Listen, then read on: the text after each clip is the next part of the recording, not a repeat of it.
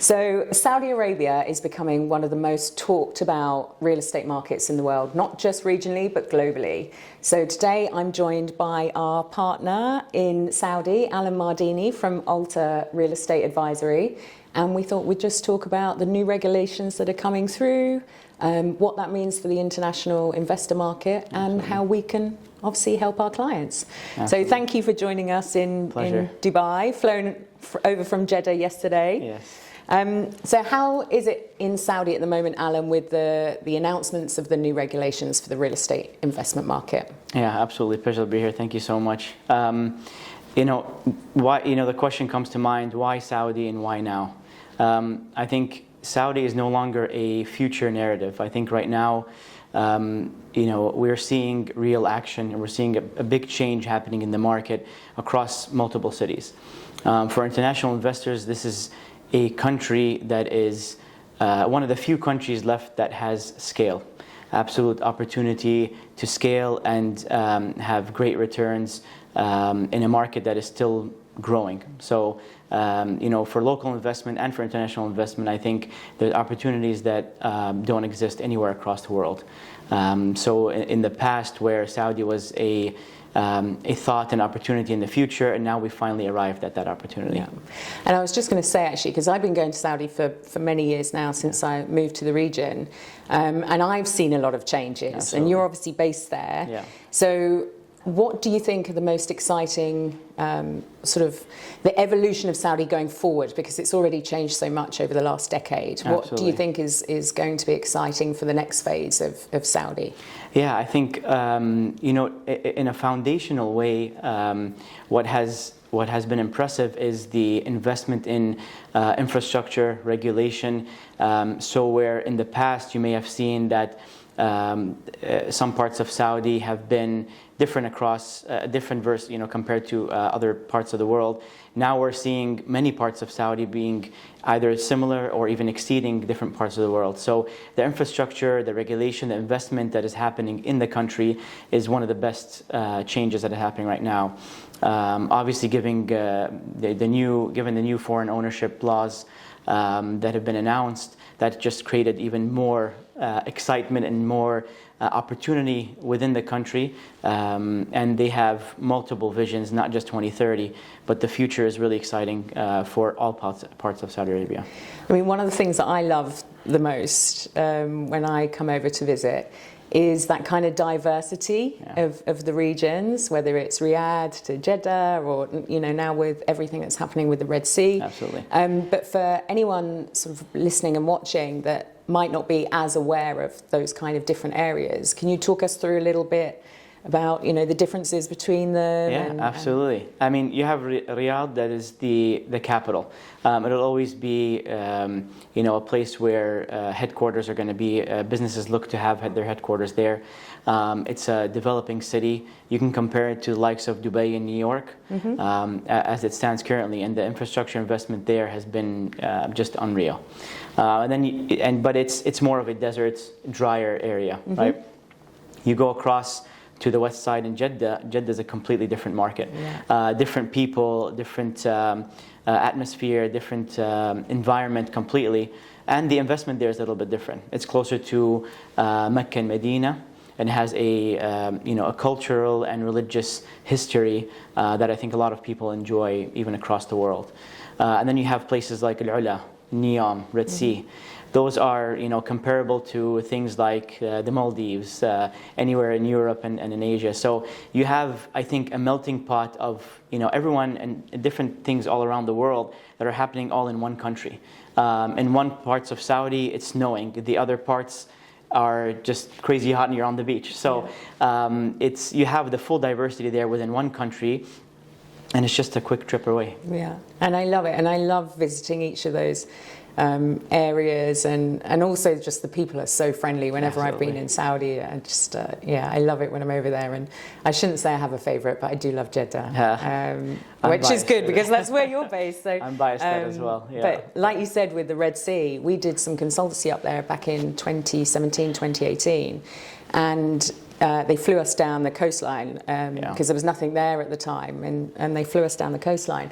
And I can remember just looking out the window and thinking, oh my God, it's like the Maldives. Yeah, It's literally, the absolutely. sea was just like crystal clear, like blue Absolutely, sea. It's absolutely. amazing. So excited to get back there. And I think some of our team are excited. They keep asking me when we're going to do our Saudi More trip than so they welcome can anytime. go and I think they think it's a holiday rather than a business trip. It is, absolutely. But that said, I think also with everything that's changed with Saudi over the last decade and forward looking as well to the next decade, are you seeing a complete mix of private clients, family offices, institutional investment? Is it across the board, not just real estate, residential real estate in our case, but across the board as well? Yeah, there's a a diverse mix of different assets. Absolutely, we're not seeing a specific investment in one asset class, just because the types of investors that are coming from either locally or internationally all have different focuses. So actually, a big asset class that we're focusing on right now is logistics and industrial. Yep. Coming to Jeddah, you have the port, you have access to the Red Sea. I think it's a huge asset class that is a big focus right now in Saudi Arabia, and across all different. I mean, we work in residential, offices, retail, hospitality, and different things like education, healthcare. The development that is happening right now, especially in these main cities, have been really. They've been focused on in the past, I guess, 5 to 10 years, to increase the infrastructure for people to come and start to living in Saudi Arabia. Especially in Jeddah, the healthcare there is top notch, and it's changed from the past 10 years. So depending on the type of investor that's coming in, there's not just one asset class that is focused on right now. The success has been through many different asset classes across the country completely. Yeah, so there's just a diversification of the geography. It's also about people's portfolios and what they're looking to invest into the country. And I think we talk about now a global lens when it comes to Saudi, and obviously that's why we started our discussions about how we could partner and have the best of both worlds, that global sort of lens, but with the on the ground expertise as well. Absolutely. And I think with the regulation changes, which are incredibly exciting for us as being able to service our international clients coming into the region. Yeah. But I think it's really important to understand why having that local on the ground knowledge is quite critical as well. So Absolutely. Why do you feel that, obviously with everything that's going on at the moment and then these amazing new regulations, that it's so important to have sort of on the ground expertise? Absolutely, and I completely agree with you. I think there are two main parts to working and investing in Saudi Arabia. One is the expertise, right? The second is the local, the knowledge, the experience on the ground in the country or in the city itself. So I think that's where the gap lies right now across the country, and where I believe this strategic partnership can be a success, because with the expertise that comes from your side on the residential, ultra high net worth, is something that we can benefit from greatly. And then having the people on the ground, having the expertise and the experience in Saudi Arabia in terms of regulation and all that, I think is a perfect mix. And you cannot really have one without the other, because you'll get to a certain point where you will need something on the ground versus you'll need expertise. So I think there's a big gap in the market right now that combines those two, expertise and on the ground experience. And I think that's what would be, kind of a successful formula for anyone trying to enter the region. And I think that's what was so important to us at MMG when we started having our discussions, because we knew that it was going to be an incredibly exciting and important market for global real estate moving forward. But whilst we had multiple conversations with different people and took advice on what we should do in terms of how to enter the market.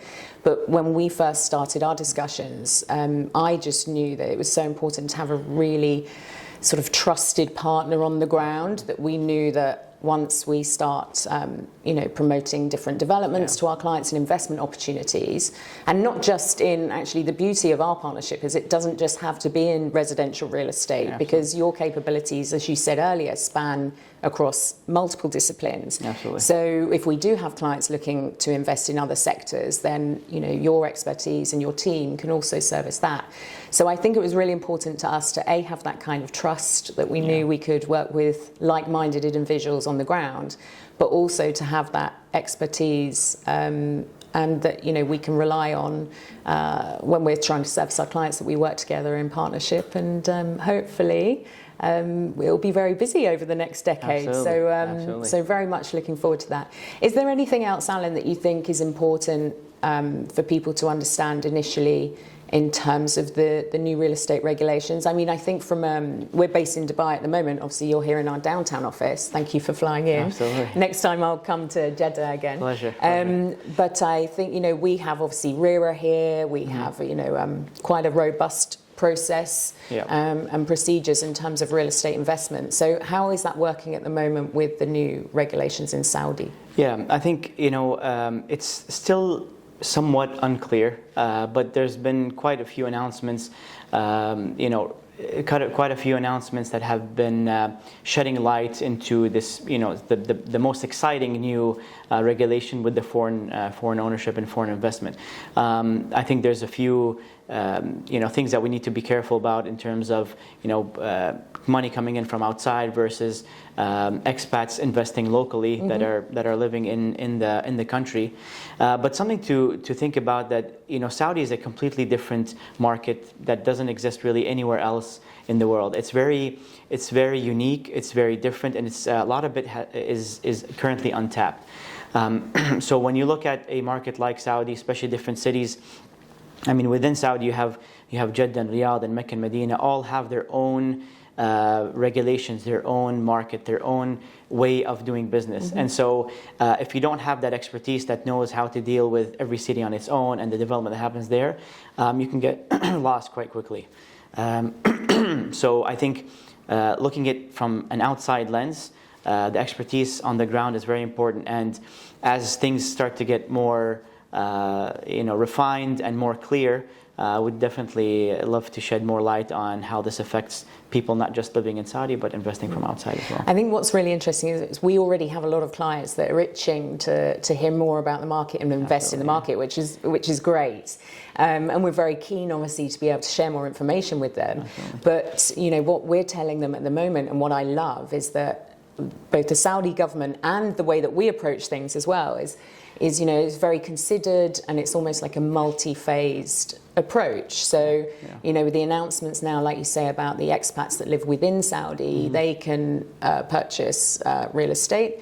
And then the next rollouts to be, the non-expats based in Saudi, and then the different centres and the different opportunities. So the hard work starts now for us, because we're currently sourcing opportunities, aren't we, for our clients, and looking at what's the best fit for them in terms of that portfolio that we'll be offering going forward. So as I say, a few more trips over, and I'll be taking the team with me soon. Pleasure, absolutely. And we need to, we normally have lots of good food, like great experiences when I'm in Saudi. We need to do some work as well, but very much looking forward to showing the guys the landscape. And I think it's it's going to be very exciting going forward. So thank you for coming in today, Alan. My pleasure. Look forward to seeing you in Jeddah hopefully next month. Looking forward to that as well. Perfect. Thank you.